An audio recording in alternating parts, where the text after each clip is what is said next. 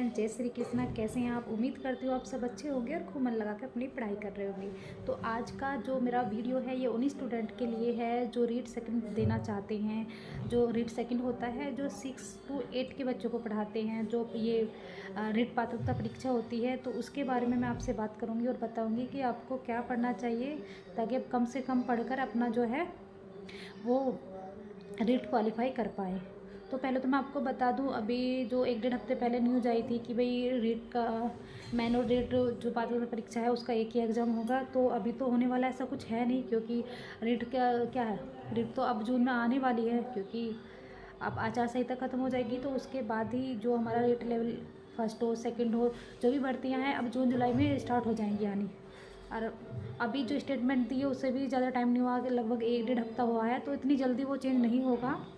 हाँ, हो सकता है जो रीट 2025 है या 26 है उसमें ये नियम लागू हो, लेकिन ये जो रीट 2024 है उसमें ये नियम अभी लागू नहीं होगा। तो आप परेशान ना हो। जो आपका पहला ही सिलेबस था रीट का वही सिलेबस रहने वाला है, क्योंकि कोई नया एकदम से पैटर्न जो है नहीं चेंज होगा। यहाँ जो मैं रीट लेवल सेकंड है उसके बारे में बात करूँगी, वो भी जो एसएसटी सब्जेक्ट से देना चाहते हैं। कुछ बच्चे जो साइंस वो मैथ और साइंस वाले होते हैं, कुछ बच्चे जो आर्ट साइड वाले होते हैं, मतलब जो एसएसटी से देते हैं। तो मैं एसएसटी के पे आज यहाँ पे बात करूँगी कि कौन सी बुक आपको पढ़नी चाहिए। तो सबसे पहले बता दूँ, ये जो आपका जो रीट लेवल सेकंड है वो 4 सेक्शन में डिवाइड होता है। मतलब 30 नंबर का जो 30 क्वेश्चन आते हैं आपके लैंग्वेज फर्स्ट के, 30 क्वेश्चन आते हैं लैंग्वेज सेकंड के, और 30 क्वेश्चन आते हैं है वो है बाल मनोविज्ञान, मतलब शिक्षा शास्त्र, शिक्षा मनोविज्ञान जिसे आप बोलते हो, वो 30 नंबर का आता है। 30 नंबर की लैंग्वेज फर्स्ट आती है और 30 नंबर की लैंग्वेज सेकंड आती है। लैंग्वेज जो है वो आप अपनी अकॉर्डिंग चॉइस कर सकते हैं। जैसे जब आपके फॉर्म फिल होगे तो आपसे पूछा जाएगा कि लैंग्वेज फर्स्ट आपको हिंदी रखनी है या इंग्लिश रखनी है। तो अधिकतर बच्चे जो है हिंदी प्रीफर करते हैं, क्योंकि जो हमारी मातृभाषा है वो हिंदी है और जो सेकंड लैंग्वेज जो होती है हमारी वो इंग्लिश है। और कुछ बच्चे ऐसे भी होते हैं जो संस्कृत से भी देते हैं, जिनकी संस्कृत बहुत अच्छी है तो वो संस्कृत से देते हैं। तो आप देख लेना, आपने जब बीएड किया होगा तो वहाँ पे भी एक लैंग्वेज लेनी होती है, एक लैंग्वेज सेकंड लेनी होती है।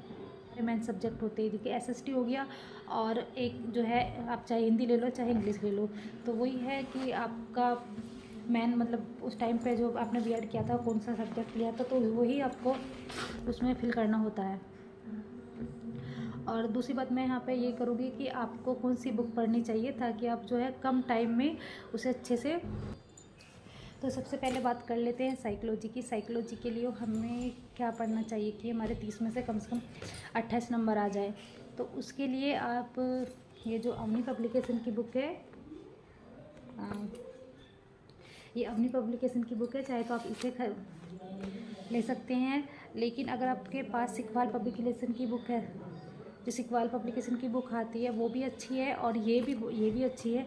ये दोनों बुक आप चाहे फर्स्ट ग्रेड का एग्ज़ाम दे रहे हो या सेकंड ग्रेड हो या फिर रीट का एग्ज़ाम हो, चाहे फर्स्ट लेवल का चाहे सेकंड लेवल का, तो दोनों के लिए ही ये जो बेस्ट बुक है दोनों ही। बस इतना है, जो अपनी पब्लिकेशन की बुक होती है उसकी लैंग्वेज थोड़ी टफ है, हर किसी बच्चे को समझ में नहीं आती। और जो सिकवाल पब्लिकेशन की बुक है उसकी लैंग्वेज जो है, कौन सी बुक को पढ़ने में आपको इंटरेस्ट आ रहा है उसके अकॉर्डिंग आप बुक लें। ऐसा नहीं है कि आपने अवनी की बुक खरीद ली कि ये बुक अच्छी है लेकिन आप नहीं पढ़ पा रहे हैं क्योंकि उसकी लैंग्वेज थोड़ी टफ है और आपको वो समझ में नहीं आई, तो फिर आप सिकवाल के लिए सेम ही मैटर होता है लेकिन बस थोड़ा ही अंतर होता है। ठीक है, तो उसके लिए आप सिकवाल पब्लिकेशन की बुक ले सकते हैं या फिर अवनी पब्लिकेशन की बुक ले सकते हैं। और अब मैं यहाँ पे बात करूँगी इंग्लिश के लिए। तो इंग्लिश के लिए भी मेरे पास यहाँ पे अवनी की है, क्योंकि जब मैंने दिया था तो मेरा तो अवनी से ही हो गया था। ये अवनी पब्लिकेशन की बुक आती है, ये है। तो ये बुक भी अच्छी है क्योंकि इसमें क्या है, आपके जो है जैसे पार्ट ऑफ स्पीच आप पढ़ेंगे उसके बाद इसमें एमसीक्यू दिए हुए हैं, तो सारे एमसीक्यू आपको यहाँ पे मिल जाते हैं इसी बुक में। अलग से आपको कोई मतलब बुक्स वगैरह नहीं खरीदनी पड़ती। और इस बुक की एक खासियत ये और है कि आप इसमें इंग्लिश के साथ साथ हिंदी भी दी हुई है। मतलब आपको कहीं से अगर कोई शब्द आपको नहीं समझ में आ रहा तो आप इसमें से हिंदी भी देख सकते हैं। अच्छी बुक है। अगर आपके पास ये बुक नहीं है तो फिर आप, जैसे आपका बेस क्लियर नहीं है तो आप जो हाई स्कूल की बुक आती है वरुण मार्टिन की, आप ये खरीद सकते हैं क्योंकि ये भी अच्छी बुक है। और जो आरबीएससी बोर्ड की बुक होती है, पता नहीं वहाँ पे आरबीएससी बोर्ड की जो इंग्लिश की बुक होती है वो भी आप पढ़ सकते हैं, वो भी अच्छी है। और इन दोनों में से भी आप कोई सी बुक ले सकते हैं जो भी आपको अच्छी लगे। आप देख लेना किस में पढ़ने में आपको इंटरेस्ट आ रहा है, क्योंकि हमेशा बुक वही पढ़ी जाती है जिससे हमें पढ़ने में इंटरेस्ट आता है। बेशक चाहे हम किसी भी मतलब प्रकाशन की बुक ले लें, अच्छी से अच्छी बुक ले लें, अगर हमें उसमें पढ़ने में इंटरेस्ट नहीं है आया तो फिर हम बिल्कुल उस बुक को नहीं पढ़ पाएंगे। तो भाई अपने इंटरेस्ट के अकॉर्डिंग बुक खरीदें, क्योंकि देखो सारी चीज़ जो है हमारे इंटरेस्ट पर डिपेंड है। तो अब इंग्लिश हो गई, साइकोलॉजी हमारी होगी, और अब हिंदी की बात कर लेते हैं। तो हिंदी के लिए जो है आप जो आरबीएससी बोर्ड की बुक चलती हैं, आरबीएससी बोर्ड की बुक चलती हैं वहाँ पे, तो आप 9th 10th 11th 12th की जो बुक हैं हिंदी की, अपने जो सिलेबस के टॉपिक सेलेक्ट कीजिए और वहाँ से उन्हें कर लीजिए, क्योंकि वहाँ से ही क्वेश्चन लगते हैं ज़्यादातर।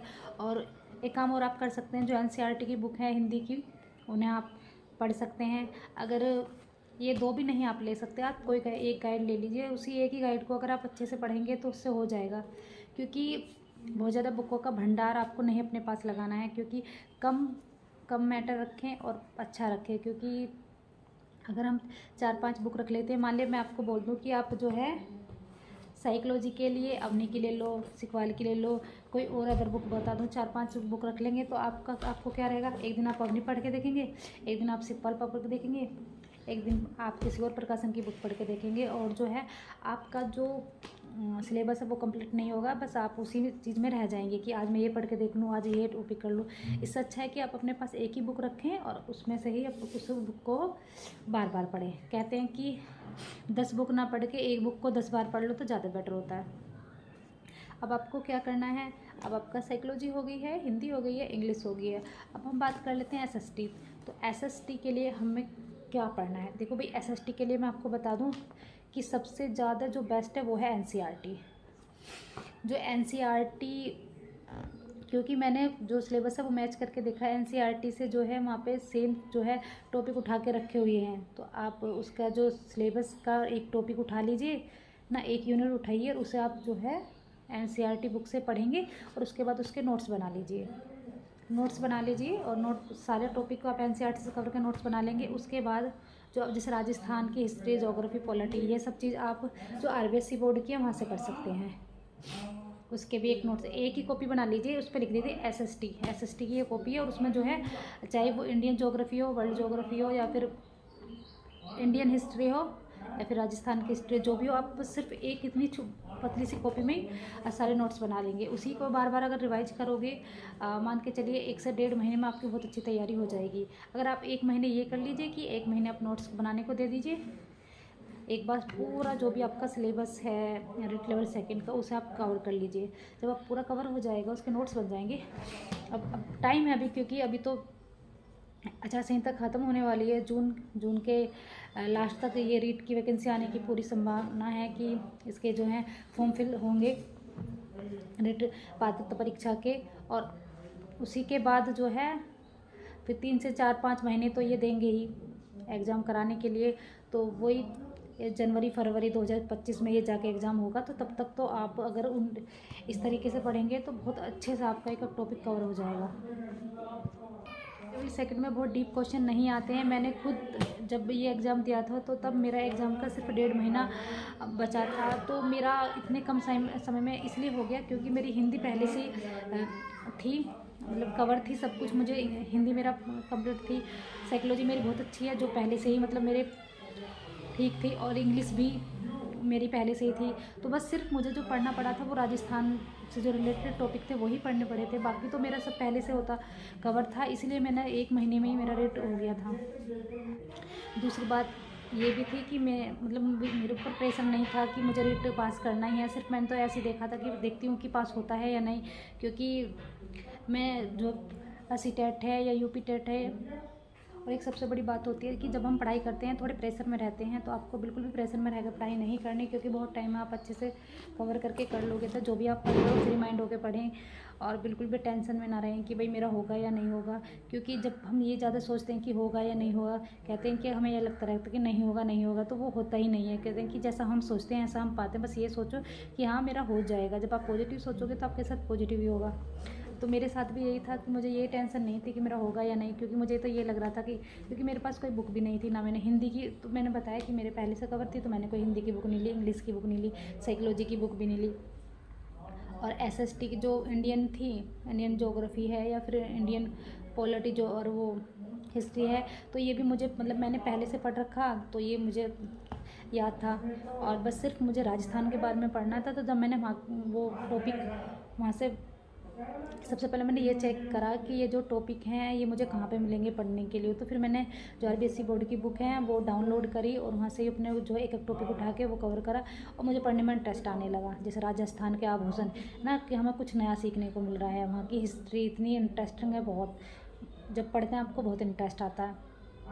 और पॉलिटी सब पढ़ते पढ़ते मतलब मुझे ऐसा लगा कि हाँ मुझे इंटरेस्ट आ रहा है, मैं उनके नोट्स बना के और 1-2 बार रिवाइज करें और फिर मेरा हो गया था।